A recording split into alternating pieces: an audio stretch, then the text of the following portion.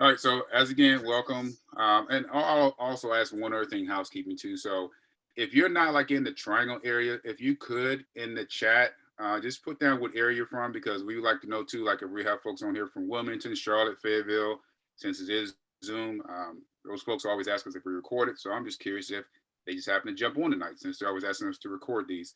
So if you're not in the triangle area, even if you're like in Rocky Mount or somewhere like that, go ahead and put in the chat what location you're in, and then that'll give us a good idea too of where folks are from and if this is beneficial on Zoom, which should be, but we want to keep track of that. All right, disclaimer. I'm pretty sure a lot of you have seen this.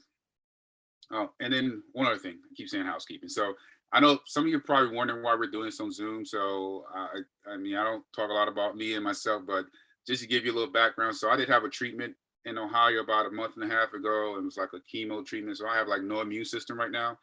So that's part of the reason why we've gone to Zoom. And I'm hoping that this will actually benefit folks in other areas too, that we are on Zoom, that they'll be able to jump on. So that's the main reason why we have gone to Zoom in this class. All right, so take a quick look at the disclaimer, which, like I said, I think most of you have seen this before, but I always tell folks I am not responsible for what I say, meaning that things that I do in my business may not necessarily work for you in your business because I will talk about other things that I've done, where they've been good or bad or whatever. But like I said, you won't have all wins in real estate, and I don't proclaim to have like 100% successful in every deal that I've done. But like I said, you will hear me, say different things and like I said, don't do what I do. Do what's right. Not that what I do is wrong. I just do things outside of the line sometimes. Hey, Lionel, just real quick, I don't think the slides in slideshow, or I'm not seeing the disclaimer. I'm seeing the very first slide. Okay, let me. Shoot. See the disclaimer yet? No, it's not in slideshow view. Okay, it should be. Let me see.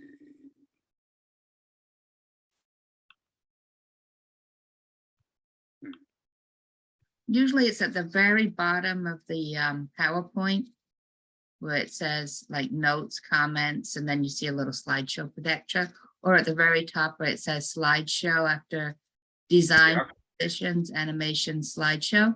Yeah, I've clicked on it and so I'm not sure why it's not playing here. 1 second, folks.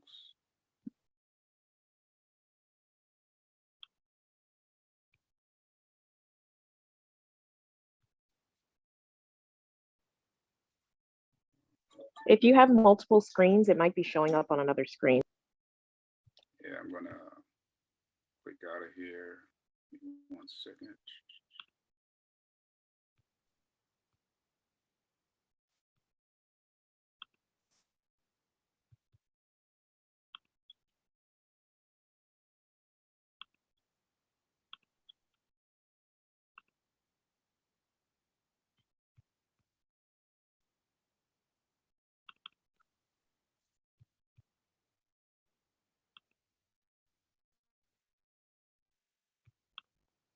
You see that yet, Jackie? Right now we're seeing Bill Cook in October. Gotcha. All right, what are you seeing now? Now you got it. All right, there we go. Zoom, zoom, zoom. Here we go.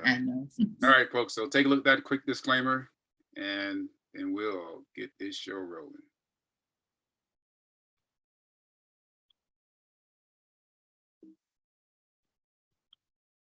All right, so September, you've heard us talk about this in several meetings by now. So we're going to have our millionaire panel. Well, that's was it next week, right?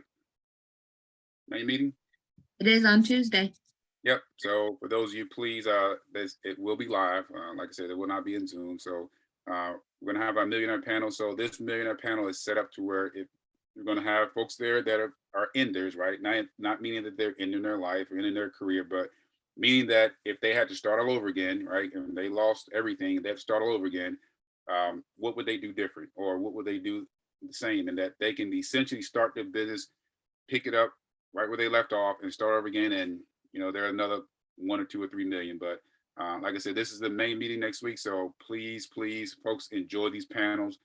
If you can, please join the main meeting next week, and I'm pretty sure you're gonna have a lot of informative information at that meeting. October, Bill Cook. So the first time I met them, I think was in a Zoom, man. And let me tell you, they are a hoot, right? So please make sure you join in October for the main meeting to see them in person. For those of you that have seen them on Zoom, like I said, it's be very dynamic presentation with them in person. So please sign up for October. Meet Bill Cook and his wife and talk about creative deal structuring, things that they do in their business, and of course, whether it's a chaotic market or whatever type market is, and you can consider it's a chaotic market right now, but make sure you sign up for that. And we always tell folks, don't wait till the last minute. November, Battle of Investors. So what is the right structure, right? What is the best type of investing? You know, we're going to have folks on this panel that's going to convince you one way or another, whether it's rehabbing, landlording, Airbnb, wholesaling, commercial, whatever it is, right? We're going to have folks on this panel that are going to convince you or try to convince you on which way is the best way for them, or maybe for you, to run your business and set your business up. Holiday party. So those of you that are new, if you haven't attended a holiday party, these events are great, right? It's a time for us to come together, celebrate for what we've done throughout the year. And you can see the cost. I mean, folks, that's not a whole lot of money. Always look at it, even though it's a party, right? It's a networking event, right? So that's where we meet folks, and you never know what deals you'll strike, what other folks you'll meet that you typically don't speak with. And of course, you know, there'll be music and food. And for those of you that want to indulge in libations, and you'll have the opportunity to do that also. But once again, please register for these events. Come out we've had folks that have come out before, and I don't know if anyone ever came out looking like the Grinch, but you can come out and dress up however you want at these events, at the Christmas party. So save the date, December 2nd. Saturday intensive seminars. So these seminars, you will have to pay a small fee. These seminars are conducted by RIAs. We partner with RIAs from around the country. And so these seminars take place on Saturday. They are recorded. So if you happen to miss and you have registered for the event, you will receive a recording. Right, folks always ask, is it recorded or recorded? Yes, you will receive a recording for the event if you have paid and registered for the event. Estimating repairs workshop. Now, I'm going to be teaching this class. I think Jackie's also going to be there. Christo's going to be there. So if you haven't attended the estimating repairs workshop, or even if you have, right, because I will tell you that I know folks that have attended events and typically want to attend it the second time, information that they missed the first time. If you have attended any of my classes, you know that not one of my classes are the same, because I talk about different stuff, even though it's the same material. I'll talk about different stuff here or there. So if you did attend this last year and you want to attend again, great. But if you have not, and you don't know how to estimate repairs, whether you're a landlord, a rehabber, a wholesaler, this is going to benefit you. Even if you're a private lender, it's going to benefit you, because even as a private lender, someone comes to you and they give you a long list of things they're going to do, right? You can check their numbers. You see the fee there, and I will tell you folks, that fee there, even though it says $300 or $275 early bird, that fee is nominal for the amount of information that you're gonna acquire during this event. I mean, the best thing is that you'll learn how to estimate repairs, and you'll be able to get some numbers on what things actually cost, and also you'll get an actual copy of that estimate repairs.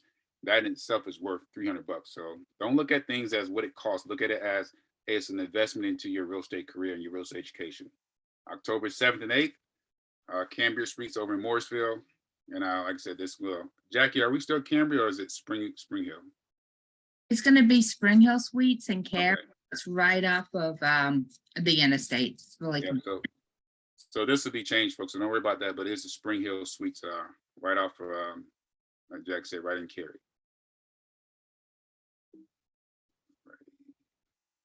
Come on, Zoom.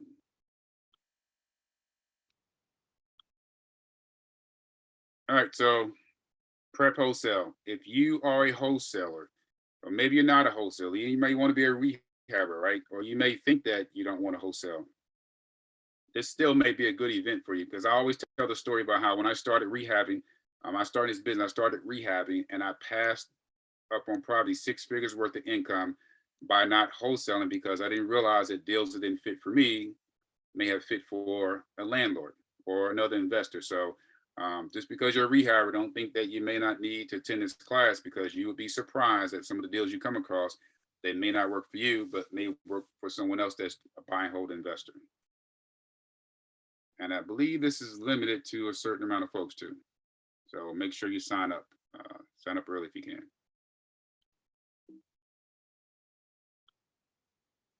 All right, board members. So the RIA is also looking for board members. So if you think that you have what it takes to be a board member and come on board, and as you see, right, you can read the screen. I don't read a lot of slides, but technology and public relations, we're definitely in need and in search. And I will tell you this, the best way to learn is to teach others.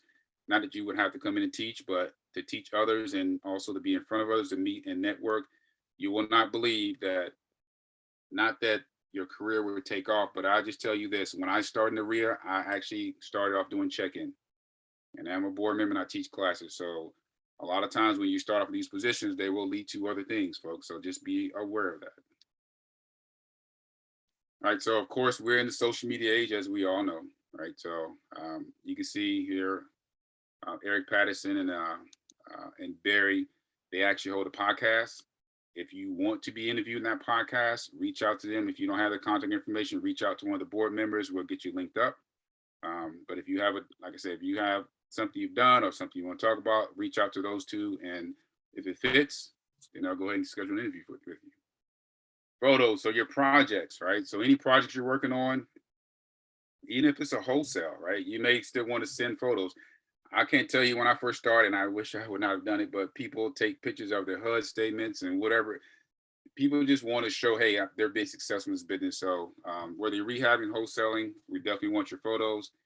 We can get them out there. We can post it. If you do send in the HUD, we'll black out your information and all. But if you want folks to know what you're doing and see if things are working for you, especially just say if you do prep wholesale, right, and you get your first deal out of prep wholesale, you may want to show folks like, hey, this actually does work, right? Discounts. So BRL loans, if you have a deal that you want to, what happened there? That you may want to do a burst structure on, you can reach out to them. Also, we are linked up with Connected Investors now. So that $1,500 a month, $1,500 setup fee is actually waived now if you're an NC RIA member. We also have a subgroup for Connected Investors. So if you do join Connected Investors, you're not out there alone, just flapping by yourself. You will be able to join the subgroup. And if you have questions, be able to have some of those questions answered, and also learn the functionality of what you can do throughout the Connected Investors platform.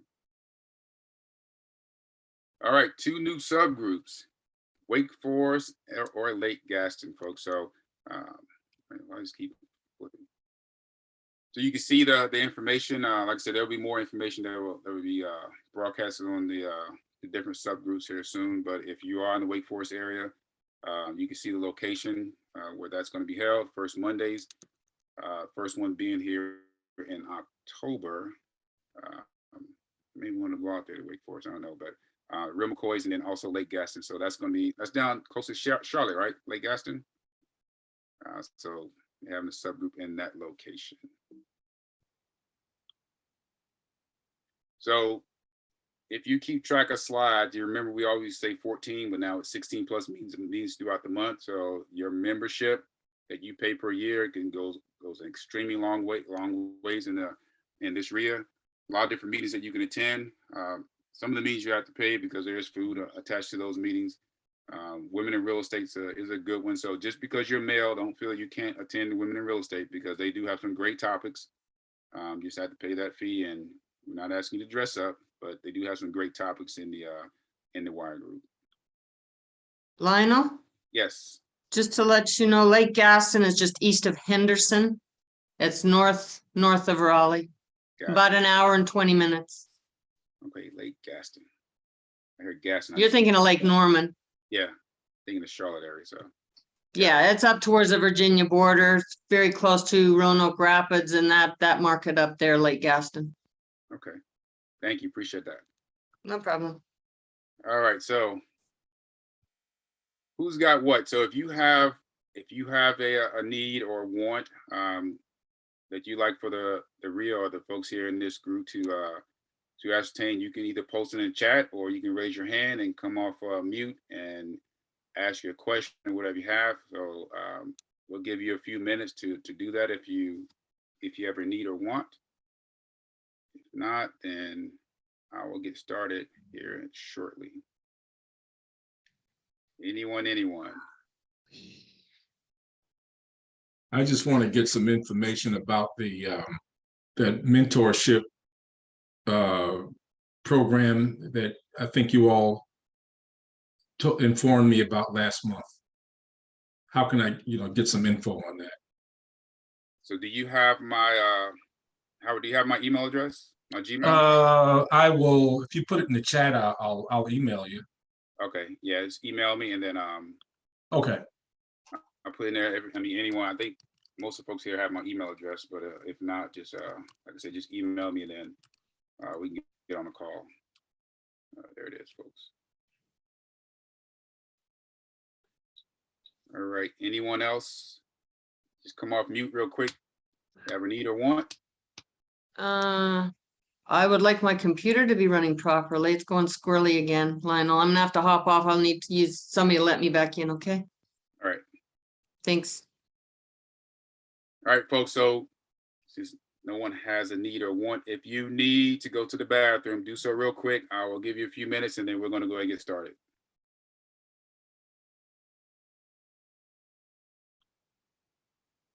All right.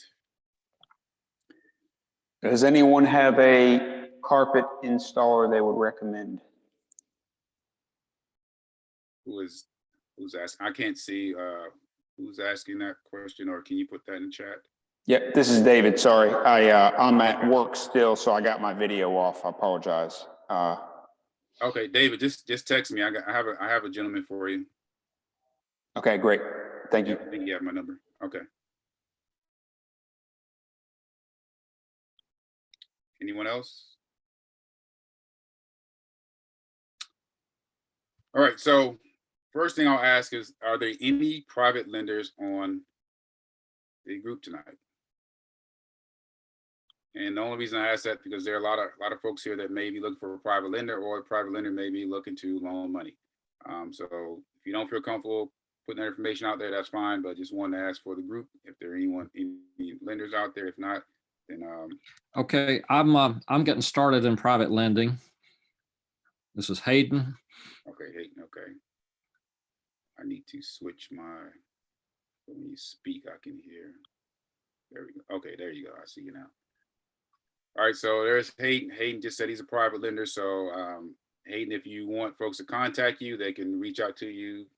Either if you want to post your email, if not, folks, if you want to, Hayden, if you don't want your information out, like I said, if someone says they're looking for a lender, then they can just PM or just chat Allison or myself separately, and then we can get you linked up with Hayden. I'm putting my email out there. Okay. All right. Hey, I wrote something in the chat because I really didn't want to speak, but I'm still looking for a general contractor in the Goldsboro area.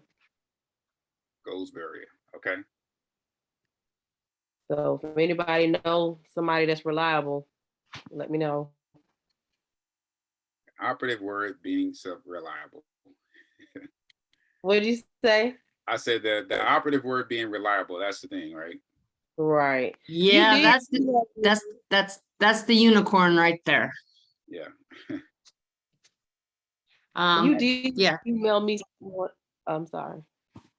Go put your email in the chat, Brittany, and have you gone on the NCRIA Facebook networking group? No, I haven't. That's where you need to go. You need to join the NCRIA Facebook North Carolina Real Estate Investors Association networking group. Join that, and then you can post anything you like. Well, within reason. You can't post porno or anything like that, but Right. you can post, you know, if you're looking for contractors, if you're looking for a deal, if you've got a deal, anything, you can, it's a very active group. What's the name of the group again? I'm on Facebook now really quick. North Carolina Real Estate Investors Association, spelt out, networking group, Okay. and then just ask to join. And then once, because you're a member, correct, Brittany? Yes, ma'am. Yeah, once all members, you have to be a member to post on the Facebook group, but once you get approved into the group, then you can go on there and post that you're looking for a contractor, and hopefully, you know, you'll get some answers back. It's usually pretty good. Okay. Thank you so much for that information. You're welcome, hon. Okay, Lionel. All right, anyone else before we get started, need or want? All righty. Just notice this light is shining off my bald head. All righty, folks. All right, so private money, building credibility. So before you can even ask someone, and we don't ask, right, folks? So we don't ask for money, we present opportunity. So so try not to like think that you have to ask people for money, because we don't want to use that terminology, but it's we present opportunities. That's what we do. We present opportunities, but part of that, you presenting an opportunity, is you need to make sure that you are credible, right? Because investors want to see that. They want to know that either you know what you're talking about, or if you're new, that you can partner with someone that has done plenty of deals, or at least know what they're talking about. And that way they feel comfortable with loaning you money, right? So that is the objective here, right? To show that you're credible, to be able to secure money from private investors, or even hard money lenders, or institutional lenders. But you want to be able to show folks that, hey, I'm competent and I know what I'm doing. If I don't know what I'm doing, hey, I'm working with someone to do until I gain experience. And then, of course, if you don't have an elevator pitch, folks, I will tell you that that's something that you will need to practice, right? 15, 20 seconds. Quick elevator pitch. If you're way over that, then you're talking way too much, because you're going to turn that lender off. All right, so when we talk about private money, right? Private lending, private money, and someone that just has money sitting in the bank, there's a big difference. And you can take a look at the slides here of private lending versus money sitting in the bank. And we all know right now in this economy, and any economy, I don't know of any time since I've been alive, and maybe I just haven't paid attention, that someone's making 10, 12, or 15% in the bank, right? I've never heard that. And if you have, please post in the chat, because I like to know where, so I can place some money there. But typically, this is typically what you're looking at. 1% interest, maybe 1.5% or 2%. Is typically what's going to happen with the money in the bank. And folks, that's not a lot compared to private lending. And this is why I say we present opportunities, right? So I got this phone call today, and it was not a weird phone call. This gentleman told me that he'd be contacting me soon. But it was a property in Georgetown, Washington, D.C., right? So I don't just do deals here in North Carolina. So he called me today. He's like, hey, man, I got this deal, the one I've been talking to you about in Georgetown. I said, okay, well, where are we at on that? He's like, hey, I need $12 million. I'm like, okay, you need $12 million. I said, well, I need some details, right? I need some details on that property, because guess what? Lionel's not loaning $12 million because I don't have $12 million alone. However, I know people that can lend $12 million, right? And if this deal goes through, I'm going to make $1.2 million, right? Because I have access to another gentleman who has access to a huge private lender that's in the DC area. So we call it a syndication, right? So essentially myself and this gentleman, we're going to put together this deal, and we're going to shoot it to the private lender, who my partner has a connection and association with, and we're going to shoot it to the private lender. We're asking for 5%, right? And then the lender's going to do what they call a private, it's going to do a private, not private, profit sharing. So the lender's probably going to make at least 10 or 15%. Folks, so right now on this property, acquisition is $12 million. It's 3 townhouses in Georgetown that will sell for between $9 to $12 million each, right? So you do the math, right? So of course I like for them to sell $12 million each, and that that 5% will increase. But this is why I say, folks, that partnering with other people, right? This is why it's so powerful, because you don't have to know how to find a private lender. You don't have to, if you're starting out, know how to go right into flipping a house. You just need to know folks and have access to people that can do these things for you. Because Jason called me today. He's like, hey, this is what we need. And oh, by the way, Jason is not, he's not the gentleman, and he's not the gentleman that's actually flipping these. He has a relation with the gentleman that's in DC that's looking for money. And Jason's here in Raleigh, and Jason and I, we've done deals together, wholesale deals, and he called me, right? And then I called my buddy. So there's 3 people here that are going to make money that are not actually buying the property. So this is why it's huge with private lending, folks. And this is the power of what we do, is putting deals together, making money off these deals. And hey, I could make $500,000 by just putting a deal together, right? So there's a power of private lending. And this is why I say you don't have to know how to do this business. You have to know how to partner with other folks that can do some of these things, and you can make money off those deals, right? So you can see that private lending versus money sitting in the bank. So that's a real world story that just happened today, folks. Let's go back. All right, so what's in it for the lender? I apologize because there's supposed to be some more information that's popped up here on this slide.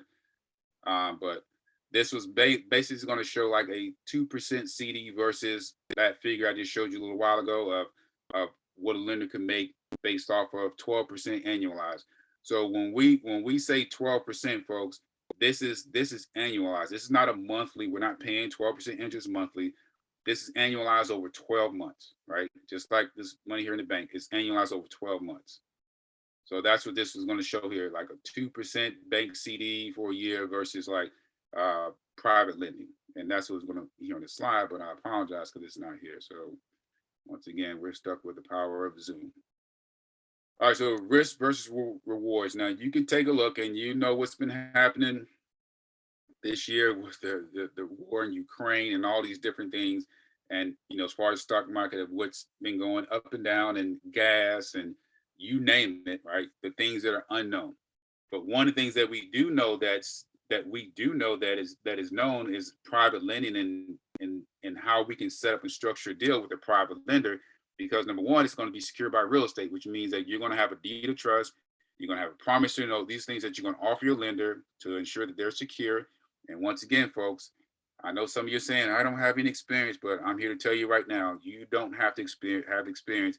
What you have to do is you have to go to these meetings, and you have to network. And that's how you're going to meet folks that you can JV or joint venture with other folks on a lot of these deals, right?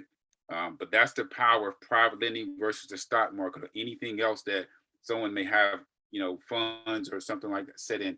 And not that you can't make money off stock money. We all know that we can, but we're talking about something that's unsecured versus something that's secured, right? Secured by an asset being the hard asset being that property. That's what's securing that lenders, that it is a secured transaction. It's a tangible asset that they want to get in their car and drive out and take a look at it. They can, because number one, they're owner of the property. And that's the beauty of private lending. Now, hard money is also private lending. It's not that your hard money lender is going to drive out and take a look at your property, but a hard money lender is going to ask for certain information from you to ensure that, hey, this property is a good investment. And once again, it can be secured by real estate, by the deed of trust, promissory note, all those good things. The difference between a hard money lender and private lending is like, hey, I can call a private lender up tonight and say, hey, I have this deal on the table. They probably won't pull my credit because most of them never do, right? And I have this deal on the table, and they'll ask me for all this information, but typically they won't have to ask me because I'm going to have comps and I'm going to have all these things that I can send to my private lender. A hard money lender, they're going to ask you for those comps. They may want to do a soft pull of your credit, right? And see where your credit score is and these different things. They may want you to have at least 5 deals. They may want you to joint venture with someone, right? So these things that a hard money lender is going to ask from you. And also a bank's going to ask for a lot more than that from you. But once again, that's the difference between private lending and hard money and some of the institutions out there. I just talked about this, the benefits of private lending. And folks, I can't tell you how important it is, once again, to network, right? You may, and I know a lot of times in the main meetings, we send folks to different corners, say, hey, rehabbers here, wholesalers here, lenders over here, and a lot of you like walk around like, I don't know what to do. But I'm tell you right now, if you go to that lender section, and if you're afraid to ask questions, okay, fine. But don't be afraid to do this, folks. Listen to those conversations, because you may not ask a question at that moment, but you may see that lender at another meeting, right? And you may remember some of the things that lender said, and then you may have the confidence at that time to go and speak with that lender, right? A lot of times folks don't like to ask questions in a big crowd because there may be a private lender, there may be 20 other people around, right? And they're afraid to ask that question. But pay attention, write things down, remember that lender's name, right? You saw Hayden was on here to say, hey, I have such and such to lend, right? He didn't give details, but once again, you'll need to reach out and say, hey, this is who I am, this is what I do, so on and so on, folks. But the money's out there, you just have to go after it, right? Present an opportunity.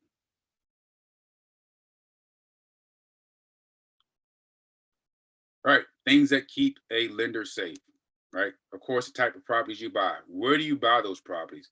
You know, what type? Hey, I buy fire damage. I buy this. I buy mold properties. What is it that you buy, and where are those areas that you invest? You know, is it only in the triangle? Are you Charlotte? Are you moving out to some of the as I used to call them, tertiary areas, which are no longer tertiary, which is like Smithfield, Selma, some of these other areas, right? So these areas there are where folks are investing, right? Why would you buy in Selma? Why would you buy in Smithfield? Oh, because Amazon is there. So these are things that you want to tell your lender, right? I'm pretty sure if it's a lender in this area, they're going to know that. But you may have a lender that's outside of this market, and these are some of the things that you may want to convey to that lender. I'm here to tell you right now, if you tell a lender that, hey, Amazon is within 10 or 15 minutes of that property, they're going to want to know more, right? But you have to convey that to your lender. You have to present that opportunity. You have to give them all the details, all the information to make them say, you know what, I will invest in this property. I will do business with you. You have to do that. Don't expect for the lender to go out and do the research themselves, which, you know, a lot of them will do that. But the more information you provide to a lender gives you more credibility, right? Hey, this person's done this. Hey, they've done X, Y, Z. They've done their homework. And you provide that information to the lender, then the lender is going to verify, right?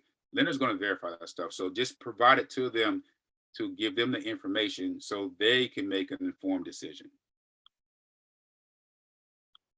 Terms and conditions. Now, this is typically 8 to 12%, folks. I've done as high as 15. I've done as high as 16, right?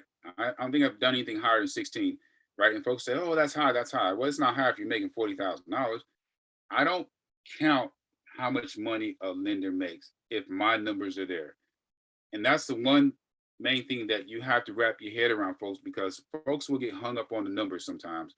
And the numbers of 8, 12, or 14, or 16% doesn't really make any sense to me if I'm making 40, 50 grand. I can care less at that point. But I will let the lender know, it's like, hey, we can do it, you know, 16% now, but I'll expect over time, right, the more business we do together, that number will come down. And I haven't met any lender yet that says, no, that won't come down, right? If they want to continue to do business with you, trust me, their numbers will come down, because in the end, you're making their money, right? I guarantee you start making that lender $10,000, $20,000, $30,000, they're not going to want you to go somewhere else and start doing business with someone else. So always remember that, right? You may have a high interest rate now, but always position that as, hey, okay, yeah, let's do 14%, you know, but, you know, after the second or third deal, you know, let's renegotiate, right? Just don't, you know, you as an investor, don't take like everything someone tells you because you're like ready to get a deal, right? And you don't try and negotiate down the road. Don't back yourself into a corner. Always position as, hey, okay, yeah, let's do this now, but, you know, going down the road, you know, we'll renegotiate. First or second position. So your lender will always want to be in the first position, right? Now, you may bring a second lender onto a deal. And I know a lot of hard money lenders will allow second, some will not, right? So just be aware of that. When you're dealing with a hard money lender, ask that question, hey, if I need to bring another lender on, will you allow a private lender or someone else to be in a second lien position? 9 out of 10, they'll say yes, but we'll still remain in the first position, right? And that's fine. 6 to 12 month terms. I typically always get a 12-month term. Now I may turn that property in 4 or 5 months, right? But I typically always get a 12-month term because I hate to get a 6 month. Like I did a 6 month before and it came back and it bit me in the butt, right? Because and I won't say any names, but this particular group, they what they did, it was a lending trust. And so it was a bunch of lenders that came together, formed a lending trust. And I said, okay, well, I'll do this 6 month term. Well, on this particular project, and it was in Durham. This is why Leslie will not invest in Durham. So they stole the electric, cut the electric out my house 2 times. I had a tree fall on the house that split my roof, and it took me 3 months to get permits in Durham. This was a 6 month term, folks. It took me 3 months to get permits. Now, once again, you heard the disclaimer in the beginning. I don't wait until I get permits to start a job. Most investors that are really experienced, they don't wait, right? But I'm telling you, that's what I do. But I will tell you that if you know you have a deal on the table, start working like from that day to secure your permits. Now, you may not, that deal may end up folding, right? And you may have spent $300, but folks, I will tell you, it's still worth that $300 to start early rather than late, right? So even though I had a 6 month term, it didn't take me 3 months to start the job. I started from day one, but in the end, with those things that I couldn't control, I ended up going past 6 months. They did one extension. I think I paid 1 point, and then something else happened. I said, hey, I need another extension. They were like, no, we're not going to do it. I was like, really? I was like, I don't know too many lenders that aren't going to, extend a loan, but they didn't do it. And so what I had to do on that property was I did a deed in lieu of foreclosure, and I pretty much just signed it over to the lenders. There's some things that happened to the lenders in the end, because karma came back and bit them in the butt. So they ended up losing money. If they would have stuck with me, they would have made money. All right. But that's, like I said, neither here nor there. All documents are recorded. And that's the other thing as far as that protects a lender. Everything is recorded with an attorney, recorded with the county or city, but you will do a closing with the attorney. And then, like I said, you see at the bottom, don't ask for money, offer an opportunity. That's the main thing we do here, folks, is we offer opportunities. Can I ask you a question before we move to the next slide? Absolutely. About the term. So I know you said you always do a 12-month term. So what happens if you do a 12-month term, but you finish in like 3 to 6 months? Do you still have to pay like extra, like as if you? No. So most hard money lenders, they will have a 3 month minimum, right? And then if you close, you flip that deal and you're done in 2 months, you sell in 2 months, you still want to pay 3 months. If you have a term for 12 months and you finish in 4 months, you're only going to pay interest on 4 months, because remember that 12% of whatever it is annualized over 12 months. So say if you get a 12, if you're doing a loan at 12 months for 12%, then that's only 1% per month, right? So if you close in 4, you're only paying 4%. But typically when you write your deals or when you negotiate with a lender, always ask, there are no prepayment penalties, right? And they will all pretty much tell you no. Prepayment mean that if you finish early, right, that you won't have to pay a penalty because, hey, I finished early. Like I said, they will have minimums, right? Most lenders don't want you to finish your deal in 1 month. That just it's not really worth their time. But most will have a 3 month or 4 month minimum that you have to pay in interest. And like I say, anything under that, you're still going to pay that for 3 or 4 months.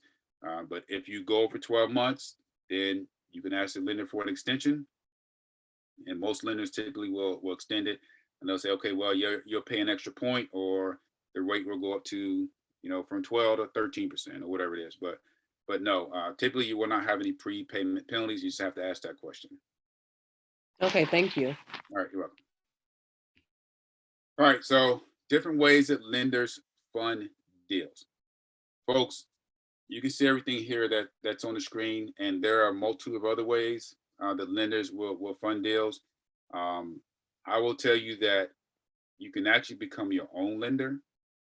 However, if you loan money to yourself, meaning that, hey, you went and took out a line of credit with a bank and you got $100,000 or $200,000-$300,000, if you borrow money from yourself from a line of credit, and the reason why I say that is borrow money from yourself, pay yourself interest as if you're paying the same thing to a lender. So if you have a line of credit and you got that line of credit from a bank at 4%, then make sure that you're charging yourself 10%, right?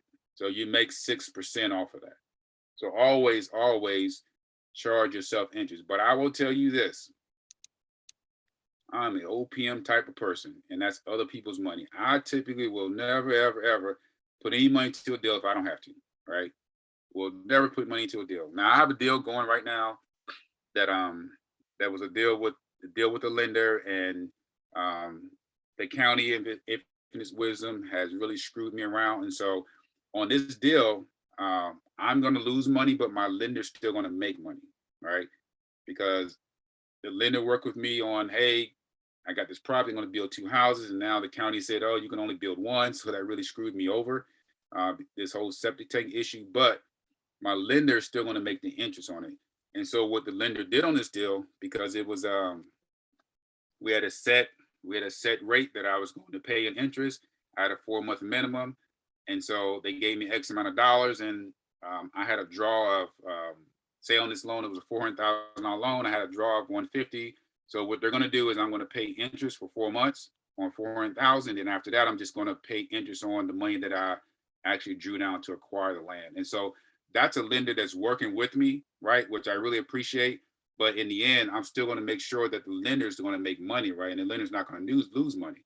So the lender's still going to make money off that. I have to eat the interest, which is fine, and I will take hold of this dirt, right? This land, and eventually I will make my money down the road. So yeah, right now it's costing me, but I will make that money back down the road when I eventually build a house and sell the house. I won't make as much, but still, I want to make sure that my lender's taken care of. And the one thing that you don't understand, folks, and then I hope that you do after this, is that you always want to make sure your lenders are taken care of. Always. I don't care what you have to do. Your lenders never lose money with you. Never should lose money with you, right? Unless they do some shady stuff like this other folks did to me. But make sure your lenders don't lose money, folks. And Lionel, yes. this is Allison. David had a question in the chat that you said you use other people's money. How much do the private lenders usually require as a down payment, if any? How much of your own money are you typically having to put into the deal? 0. So typically what a private lenders, you can almost, what I do is I ask for the moon, and then the lender's going to tell me what they really want to do. But it's negotiable, folks, because just realize it's not like an actual bank. So typically what private lenders is, I typically get 100% financing, and then I pay the closing costs. That's all typically I pay on any private lender deals that I have. I pay the closing costs, and like any other costs like that may be associated with lender, I pay those costs. But I typically do not have to put down anything whatsoever with a private lender. 0. I just pay the closing costs. All right. Did that answer your question, David? I think we did. All right, we'll keep going. Yes, it does. Thank you. All right, you're welcome. All right, so once again, ways lenders fund deals. Like I said, this is not all the different ways. I will also tell you that I've had lenders that want to write a check. One of the things that you have to do sometimes, like especially if you have a new lender, and a lot of them know, but never let your lender just write a check to you directly. If there are some deals that you will have to do some things outside of just maybe just having a promissory note. But typically with your lenders, you want to make sure they have a self-directed IRA set up, or a solo 401k or something like that, to where when they do write you a check, right, then that money goes back into their solo 401k. So for instance, I got a private lender in South Carolina, and they have a solo 401k. They rather have a solo 401k because it gives them checkbook authority, meaning that they have an account with Wells Fargo, they have a solo 401k, and whenever I call them, all they have to do is do this, right? And boom, the money's sent to me, right? So, but it's through their solo 401k. Now, if you have a self-directed IRA usually have a custodian. You have to go through the custodian to acquire funds through a self-directed IRA. So like I said, there are a lot of different ways, but typically you just have to educate your lenders on the best way for them, and because this is a tax vehicle where they can save money. Well, not save money, but not avoid taxes, but pay less taxes. All right, so it seems like tonight I'm getting really screwed. So private lending process. So documents securing the loan. I talked about this earlier. So these documents are deed of trust, promissory note, typically documents that you're going to need to secure the loan, and of course go to an attorney because we are an attorney state. If you do business in some other states, they do business with title companies, and then that will allow you to purchase that property or that home. And let's see what here at the bottom. And then of course the principal. So when you are obtaining funds from a hard money lender or private lender, you typically are not paying any money on a principal. You're making interest only payments is what you're doing. You're paying interest. That's typically what you're doing. Typically with a private lender, and the reason why I love working with private lenders is because I usually don't make monthly payments when I'm working with a private lender. Those payments are paid on the back end when I sell the property. Now, when you're working with a hard money lender, some hard money lenders are going to require that you make those payments every single month. Some hard money lenders will take funds and put them in escrow to where they'll have 3 months of payments for you, and then you won't have to actually write those payments, write a check to actually make those payments. They'll just, all right, hey, we're going to take 4 months worth, and they're going to be in escrow, and then we'll make your payments out of that. The beauty of that is, yeah, you're paying interest on that, but if they say, oh, we're going to put 4 months in escrow, that tells you got 4 months to flip that property or build that property and sell that property, right? And then after those 4 months, if you have not done that, then you're going to have to make those payments yourself, right? So that's the difference of typically with hard money, you're making monthly payments unless it's in escrow. With private, typically you're going to pay that on the back end when you sell the property. That's the difference with private versus hard money, and that is why I love private. All right, well, some of this is a little redundant, and I'm glad it is because that way you can see it. Mortgage deed, hazard insurance, and promissory note. So you've heard me talking about the deed and the promissory note. Insurance, whenever you borrow money from hard money lender, private lender, bank, they always make sure that they're on there as additionally insured, meaning that you want them to also be on that policy. Because if something happens to your property or something happens to you, you want to make sure that they're covered and that they're insured, right? The last thing you want is for that property to burn down and then you don't have your lender as additionally insured on that property. Always make sure that you have your lenders listed on that property as additionally insured. These are the main three. You hear people always say in basketball, the big three. In real estate, these are the big three, right? If you don't remember anything else, big three. What would happen? What happens if their name was not on it? What might happen? So one of the things that could happen is the insurance company may not pay that claim, meaning that they may not pay. If that lender, just say for instance, on this house, you spent way more than what you were supposed to, right? And the insurance company may come back and say, well, the lender put in this much and then you put in X amount over here, where we don't have to cover this over here with the lender because, hey, they're not listed on here as additionally insured. So that's one of the things where they can come back, and we all know insurance companies, anytime that they have any inkling of not paying a claim, they will do it. So always make sure, that's the reason why we make sure that they're on there. And typically, if you have a good attorney, then a good attorney will also make sure that you present that insurance at closing to make sure your lenders are covered. But that's one of the biggest things that happen is they may say, you know what, we're not paying that claim for the lender. And if the lender's loan you $400,000 and the insurance company says, oh, sorry, this is only $260, worth $260, then guess who's on the hook for the other $140? You are. So make sure, folks, if anything, that they are listed. Lionel, this is Daryl. How you doing, sir? Good yourself. Could they also want to have the binder presented showing that they are on insurance? Say one more time. A binder from the insurance company showing that they are the additional insured. Yeah, you're saying will a binder work? Right, that the lender would want to receive a binder from the insurance company showing that they're insured before they proceed to closing. Yep, absolutely. Lender may want to see that. So I will. Well, when I first started, I used hard money for a few of my deals, and that was the first thing that the lender said, hey, we need to see your insurance, right? And then, like I said, if you're working with private, most private lenders, I would say probably probably 95% of private lenders, same thing is like, hey, who do you have for insurance? So just make sure there are a lot of different companies out there. There's NCREIG, Great American. I mean, there's a lot of different insurance companies out there, but always network within the RIA. They'll let you know who they're using, the best type of insurance company, the ones they've had the most success with. But yeah, binders are definitely sufficient. Cover your question?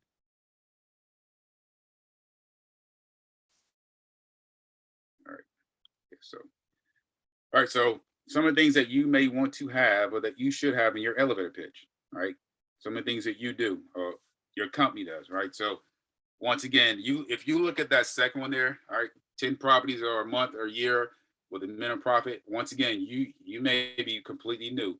But if you're partnering with someone, then that's the information that you're going to put in there. Hey, my joint venture partner does X, Y, and Z, and this is the typical profit. Once again, don't feel like you're on an island by yourself. Use your joint venture partner. Network with other folks. Now, I use the word partner, right? And I know Leslie's on. If Leslie's still on, she knows where I'm going. So, a joint venture partner does not mean you have a business partner that you've gone into business with, right? You can have one contract with that individual, whomever, say, hey, we're going to joint venture on this deal. And then you have an agreement or a contract just for that deal. It doesn't necessarily mean that you need to go into business with that person like I did and had a horrible experience, right? So just because it says joint venture doesn't mean that you're in business forever, right? In perpetuity or whatever. It's just for that deal. Just make sure you have an agreement in place if you're going to do a joint venture, if you're going to joint venture with someone. So just say you may want to joint venture with someone on, say, 3 deals, right? You may have an agreement for 3 deals until you get that experience under your belt, right? But these are things that you're going to pitch to your private lender. Like I said, you can go down through here and you can see one of the things that I would add to this is like your market.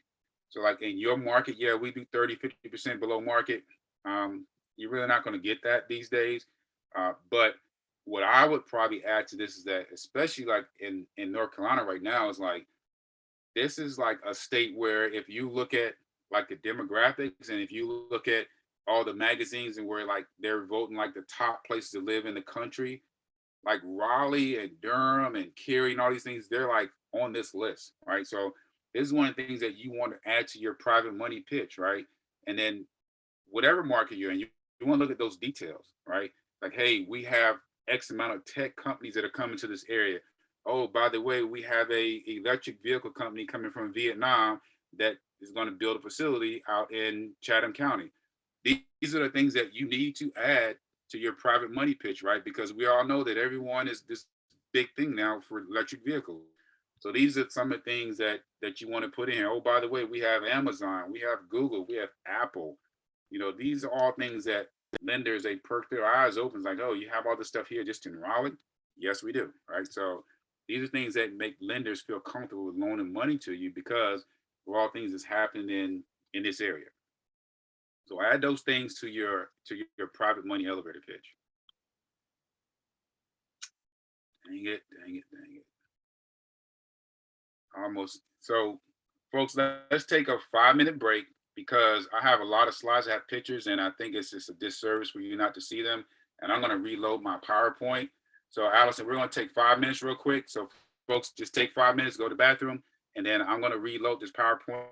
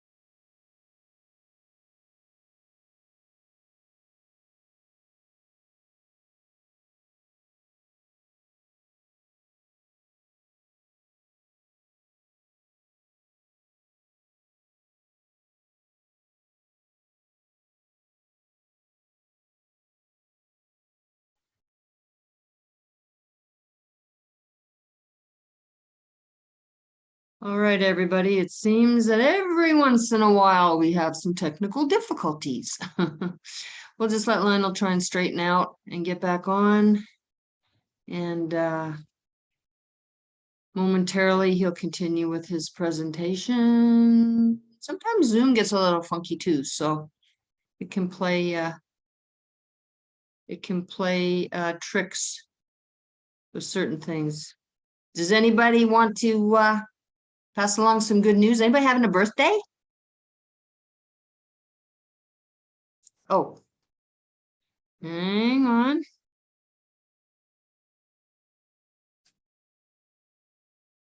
Ellen. Hey, Ellen. Partnering files for lender.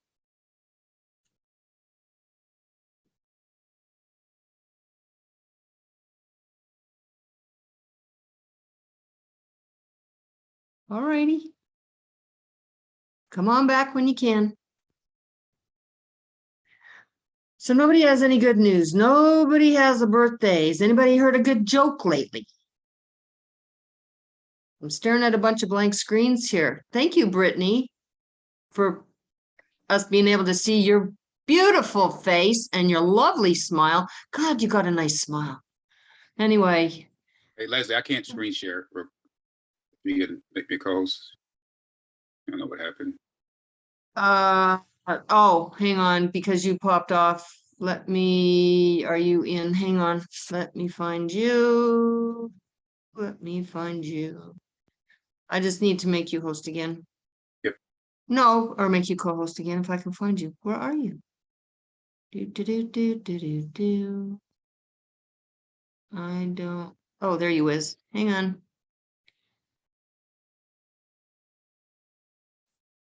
Okay. Gotcha. Okay. I made you host again. I'm gonna drop off shortly. Yep. You should be good to go.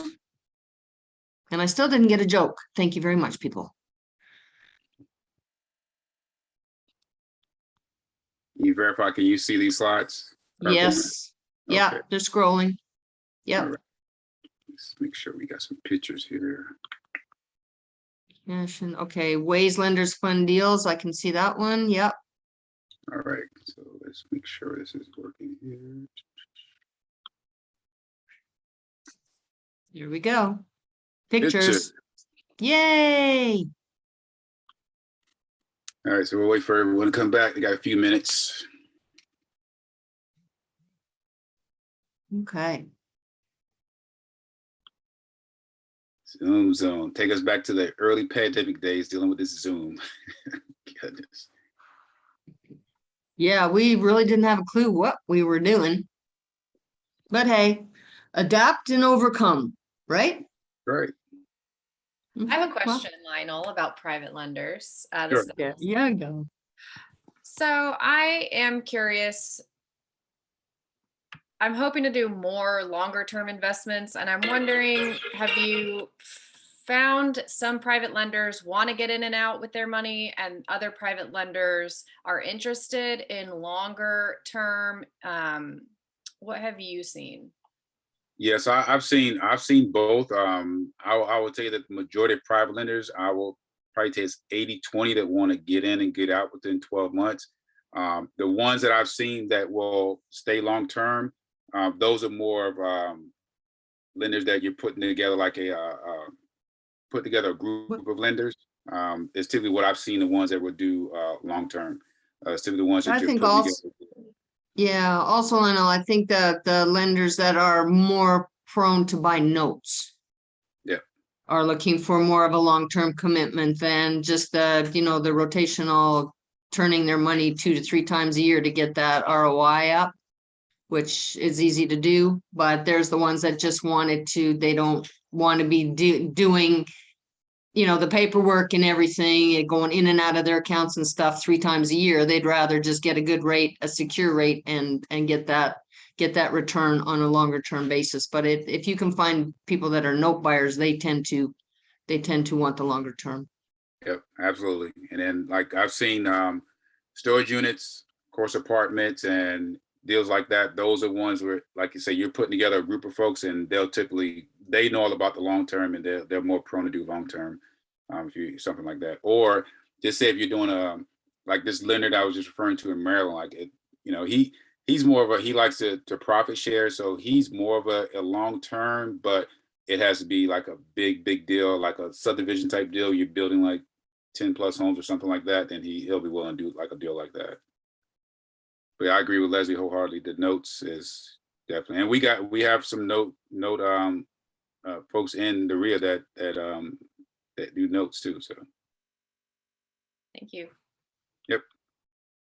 All right, so all right, let's roll, folks. So hopefully everyone's back, and that old issue I had with folks, I mean, with the pictures, of course, now you can see my beautiful pictures here. So this is one of the slides that, that was showing before, and you can see now how this rotates. So one of the key things Leslie just said a minute ago was how like the typical lenders in this type of business, how things just rotate, right?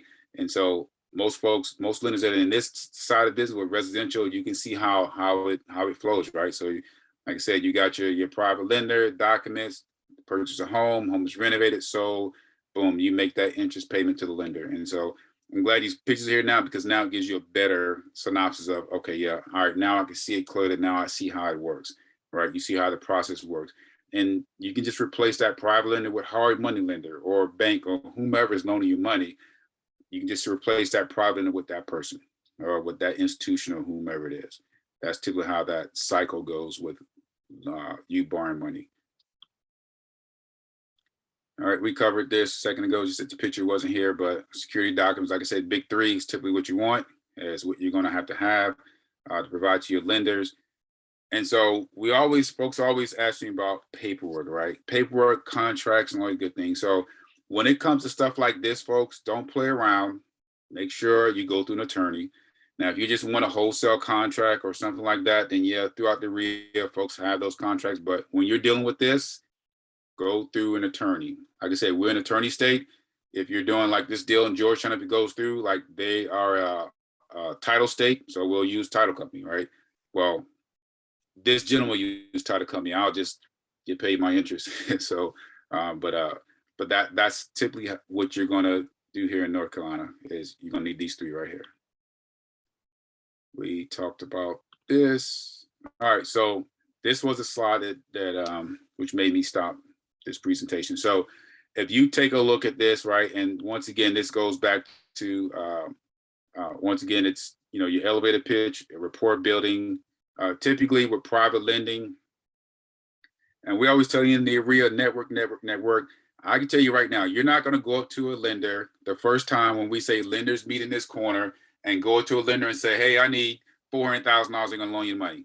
Folks, you're still going to have to build a relationship with that lender. It's just not going to work that way, right? But I will tell you right now, if you go to a lender, right, if you go to that corner in private lending and you say, hey, I'm so-and-so and I'm brand new and blah, blah, blah, I haven't done a deal yet. But my JV partner, Leslie Ortiz, is mentoring me and teaching me, and we're going to do our first deal together. Then the lender eyes probably get about this big and like, okay, yeah, tell me more, right? So that's why I tell you the power of networking and having a JV partner, someone that has experience, because that conversation will change very quickly when you say, hey, I'm working with so-and-so.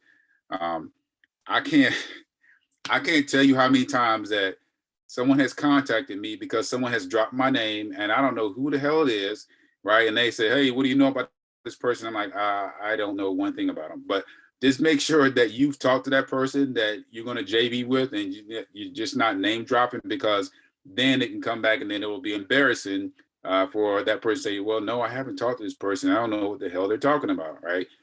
So just make sure that if you are going to JV, that you do speak with that person on that. And I got an email today, or was it yesterday, a gentleman, he wants to, I'm gonna mention name, but he wants to build new construction, and the lender is asking him, hey, we need at least 10 homes that you've built, blah, blah, blah, went through the whole thing. And then I get an email today, say, hey, Lionel, will you be interested in this deal? Lender's asking me for this, blah, blah, blah. I haven't had a chance to respond yet because I've been just busy, crazy busy today. But he reached out to me and said, hey, would you be willing to do something like this? And I'll reply back to him tonight. But just something like that, folks. It goes a long ways to just reach out and send someone an email or a text, say, hey, I have such and such on the table. Lender's asking for this. I don't have the experience. Can you help me out? Right? That's all it takes. All right. And then you can read through the rest of this. Like I said, I'm not gonna insult you by reading all this stuff to you, but yeah, just once again, just take a look at this. And these are just, you know, a simple outline of something you put together when you meet with a private lender or hard money lender or a bank. I've been doing this for a while, and there's a bank, well, now they've changed the name to United Community, but over in Garner, Four Oaks, used to be called Four Oaks, and I went in and I had a private lender. Well, I got a credibility packet for lending. I took it into this lender. I let her look at it. I had everything that you can think of in there, and she put her head up and she looked at me. She says, "No one's ever presented anything like this to me ever before for lending. Not even like a business plan had been that thorough, right?" And of course, they end up loaning me money to buy an office over in North Hills, right? I mean, I'd probably only been doing this business for like maybe 2 years, 3 years, and next thing I know, I get a loan to buy an office over in North Hills. North Hills, folks, is crazy, right? So, like I said, this can go a long way. So it's just not for private money; it's for institutional lending, the whole 9 yards, folks. So just be aware. Like I said, you put something together, it goes a long way to show a lender that, hey, you've taken time to do this. Even if you're new, you haven't done a deal yet, folks, you should do this.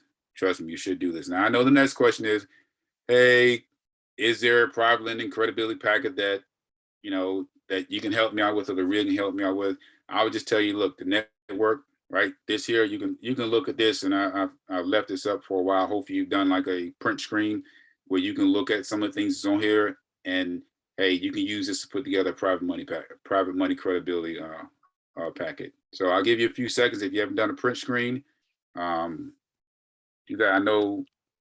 Let me see, if you have a Mac, it's Shift Command 4. If you have a Mac, PC, I need the print screen button if you have a PC. Hey, I was gonna ask, can you email me these slides? Yeah, I can email. Thank you.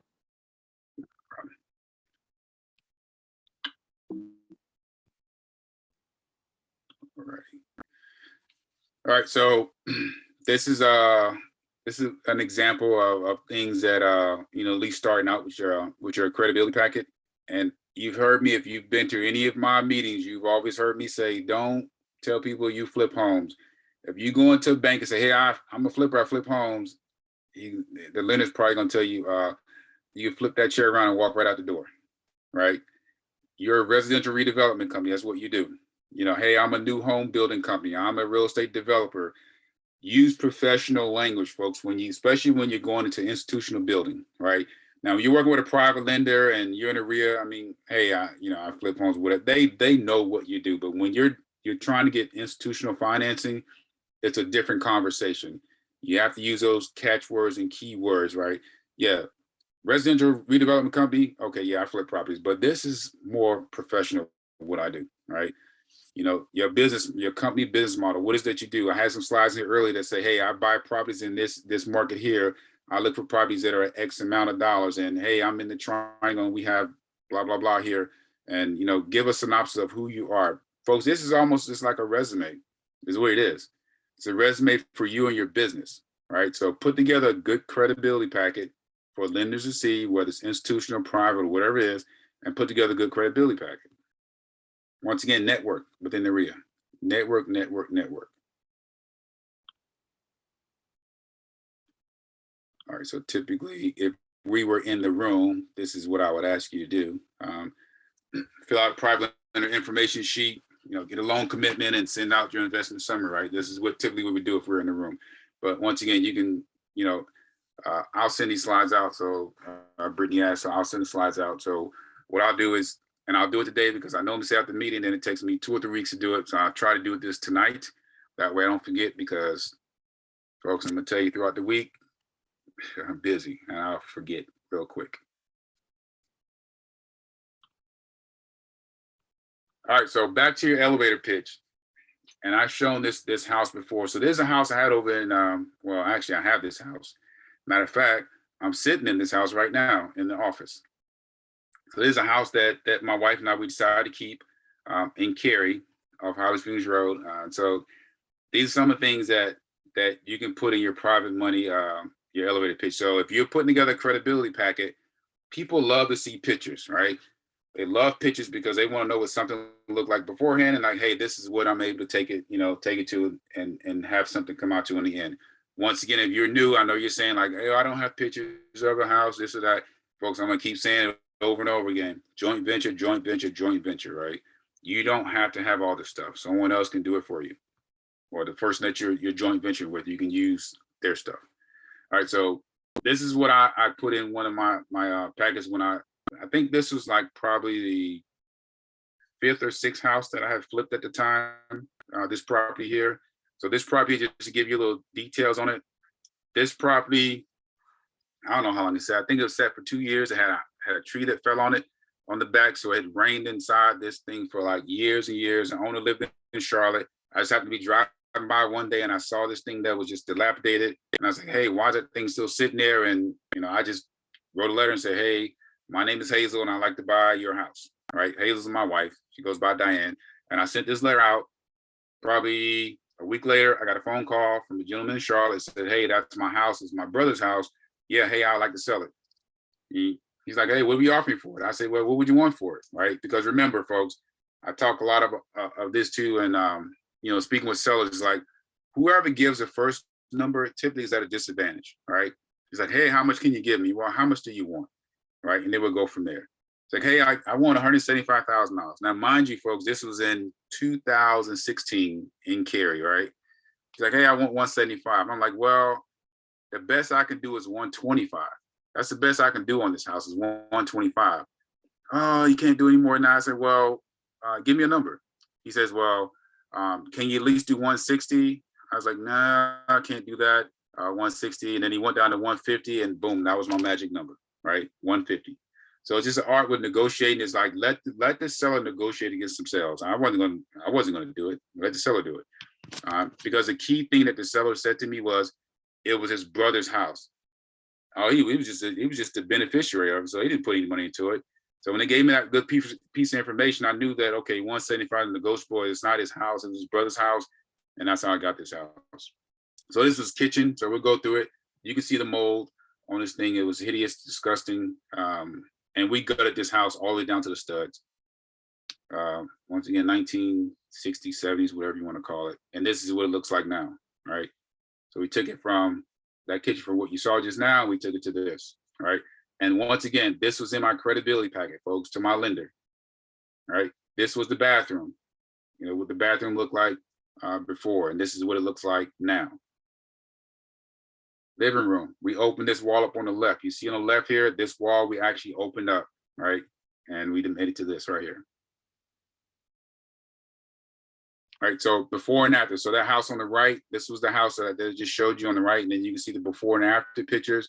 Another house on the left, this house I did off of Capitol Boulevard. So you can be before and after. And these are actual pictures. If you look at it, you can see how the pages are. These are actually pages from my credibility packet that I actually posted. So when you're sending something to your lender or you're gonna present this, don't just like print this on your computer at home, right? Send this to like Office Depot and get like some good quality color printing done. Because remember, folks, you're going to give this out to folks because you're just not going to print one of these. You're going to have multiple, right? So you're going to be handing this stuff out to folks. So make sure it's nice, presentable. Don't just use the regular, I forget what pound paper it is. I think it's 24 pounds, something like that. That it's like standard. Go up a little bit. On this here at the time, I think I used cardstock. So it's nice, thick. So just spend a little bit of money because that little bit of money goes a long ways. And the lender on this deal was who I met through the company Fortune Builders. And the lender on this were the same folks that loaned on this that I met that are out of South Carolina that you heard me mention earlier that's still my private lender to this day. They actually loaned, this was the first deal they loaned on because of that credibility packet, and they loaned on this deal and they still loan to me till this day, right? So at that time, they only loaned me $150 on this house. I needed $200 on this, and I was able to get the other $50. And now, unfortunate things happen to folks. And so what they do now is they set money aside for me to do deals. And this lender, she actually had her mother passed.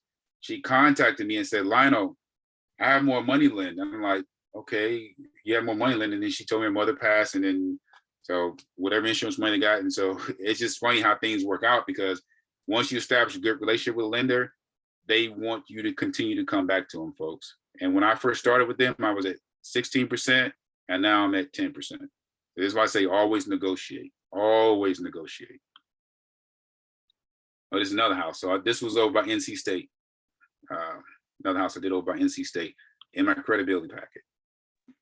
Hey, Lionel, quick question. Yes, You said on that house, you got 150 from your private lender, and then you raised the other 50. I assume you went to a different private money lender. And then when you're in a situation like that, how do you decide who gets first lien position? Is it the one with the larger amount they're lending? yep, absolutely. The ones with the larger amount, they are in first position. But on this one here, I was actually able to get the other 50,000 from my aunt who lives in California. And so, you know, with her, it was just like, hey, just pay me my money back. And I was like, well, I can pay you X amount of percentage on that.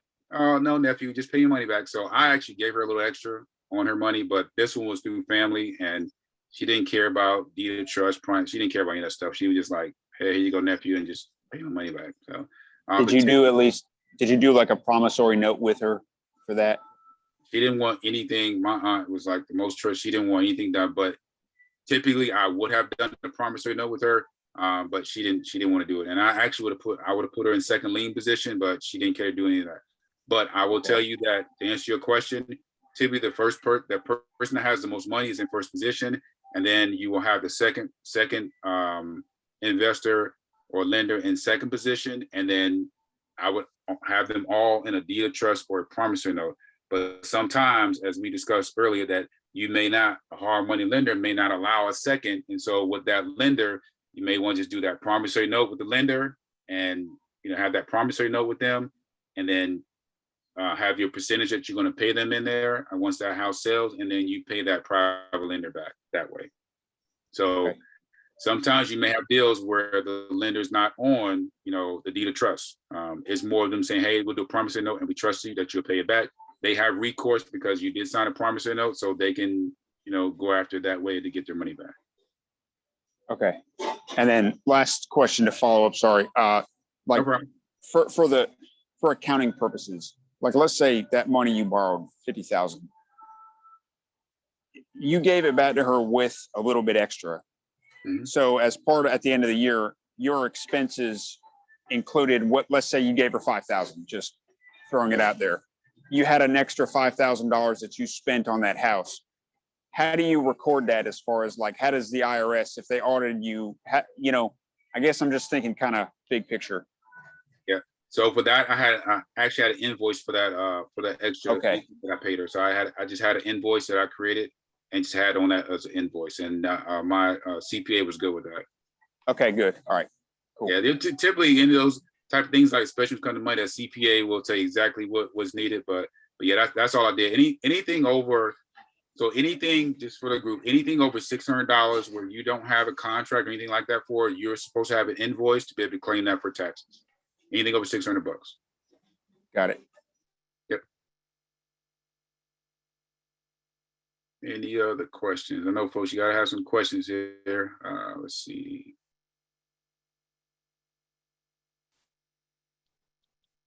You guys want, please put your questions in the chat, or if you want to come off mute, go and ask your questions while we still on here. So typically we'll stay on till like 8 o'clock, but try to give you guys at least 10 or 15 minutes if you have questions.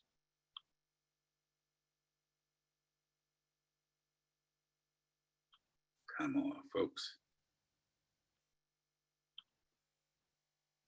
I have a question, Lionel. Yep. I'm curious if a private lender says, you know what, I want a cut of the deal, I want some equity in this, or I want, 50% of the profits. How does that work? You do the JV agreement if you don't want to actually go in partnership business with them, but you do a JV agreement with them. Who is in track of the accounting for that? Does one person, and then there's a trust relationship? How does that work when people go in on profit sharing like that? Yeah, so typically, like you would manage that, but being that you have someone that's actually doing a profit share, they're going to actually help you manage it because they want to know like what's being spent and then what's their return. So like the example I gave earlier, like the deal in Georgetown, his name's Mark. So Mark is like a big, huge micromanager. So being that Mark on that deal, he's going to profit share on that one. And his profit share will probably be about $3 million on that deal.